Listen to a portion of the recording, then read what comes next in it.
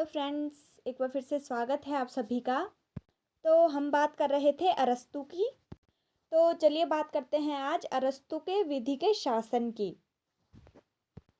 अरस्तू ने अपने गुरु प्लेटो के विपरीत विधि के शासन को महत्व दिया।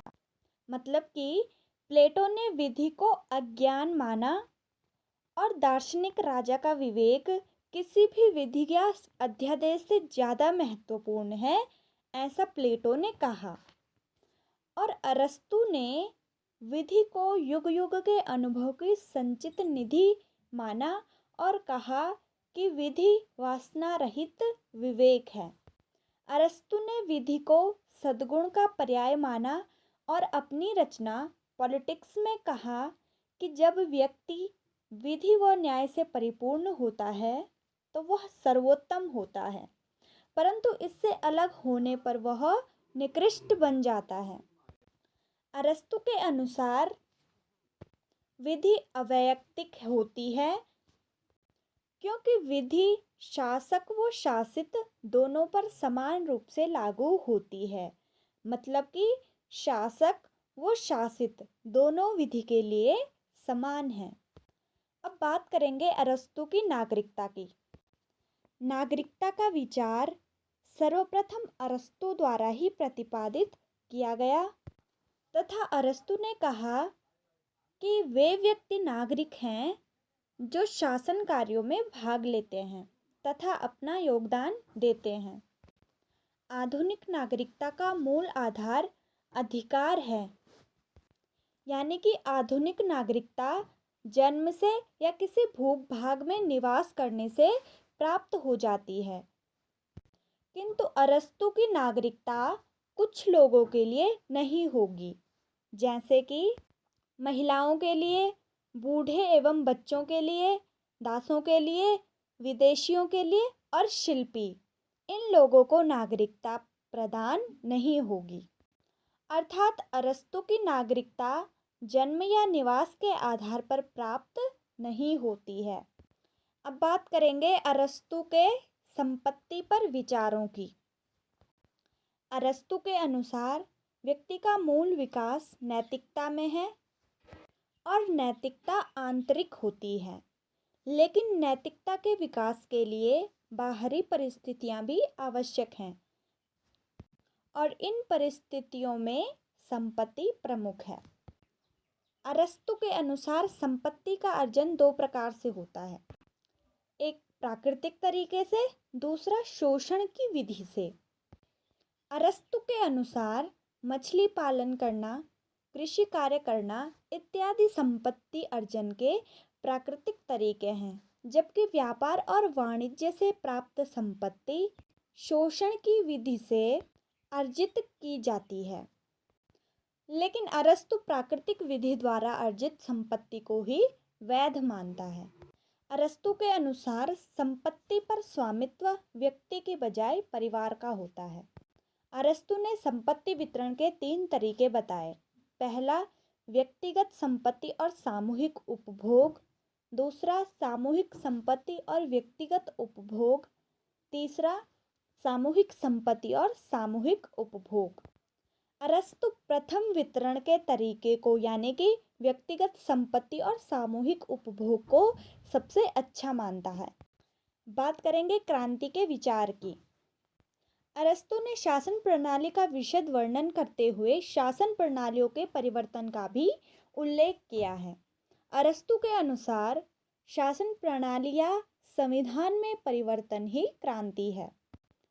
उदाहरण के लिए कुलीन तंत्र का गुट तंत्र में परिवर्तन।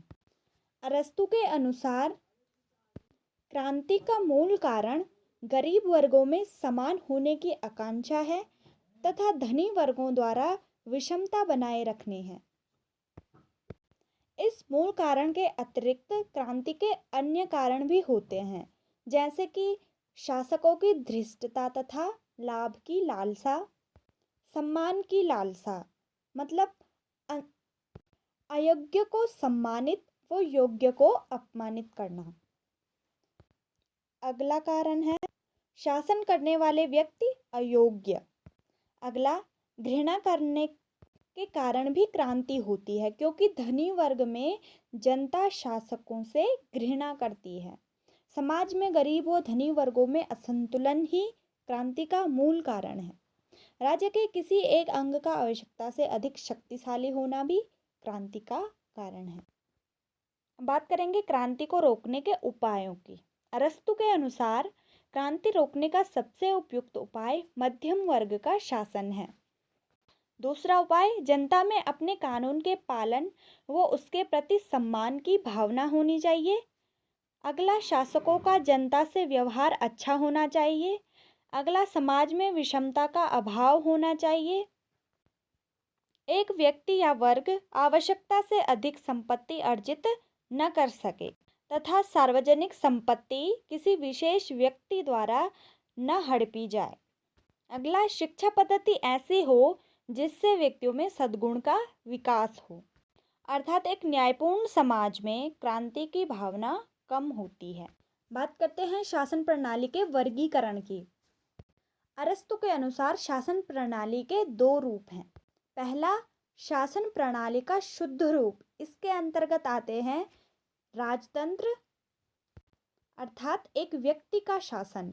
दूसरा, कुलीन तंत्र मतलब कि कुछ लोगों का शासन।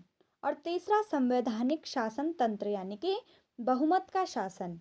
दूसरा रूप है शासन प्रणाली का भ्रष्ट रूप। इसके अंतर्गत पहला है निरंकुश तंत्र जो शक्ति पर आधारित होती है। अगला, गुट तंत्र जो संपत्ति पर आधारित होती है। और तीसरा, लोकतंत्र जो स्वतंत्रता पर आधारित होती है। अरस्तु के अनुसार सबसे बेहतर शासन प्रणाली राजतंत्र है, क्योंकि इसमें सर्वोच्च सद्गुण पाया जाता है। अब बात करेंगे अरस्तु के न्याय सिद्धांत की। अरस्तु के न्याय को दो भागों में विभाजित किया गया है। एक, संपूर्ण न्याय। इस न्याय से आशय सामाजिक नैतिकता से है, अर्थात अपने कर्तव्य का पालन करना ही न्याय है।